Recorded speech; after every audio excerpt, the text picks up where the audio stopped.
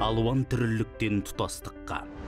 Қазақ елі бүкіл әлем алдында конфессияаралық келісімнің жарқын үлгісі ретінде танылды. Жалпыұлттық бірліктің моделі прогресшіл елдер тарапынан әлдеқашан қолдау тауып мойындалған. Себебі жүздеген ұлт пен ұлыстың 18 конфессия мен 4000-ға жуық діни бірлестіктің бір шаңырақ астында тату-тәтті ғұмыр кешуі мақтан тұтарлық жетістік. Бұған еліміздегі әрбір этникалық топтың құқы толық сақталғанның арқасында қол жетіп отыр. Дәстүрлі дін адамгершілік құндылықтарын насихаттаса, әр диаспора әдет-ғұрпын, салт дәстүрін, тілін дәріптеп келеді.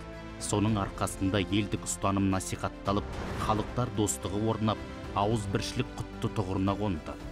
Түрлі дін өкілдері арасында өзара түсіністік пен сыйластық жоғары дәрежеде жалғасын тауып келеді. Бұл жетістіктің бәрі этносаралық қарым-қатынас пен қоғамдық келісімнің қазақстандық үлгісін қалыптастырды. Алуан түрлілік арқылы тұтастыққа деген ұран аясындағы әрбір нәтижелі әрекет қазақ елінің келешегін кемел, бірлігін бекем қылары сөзсіз.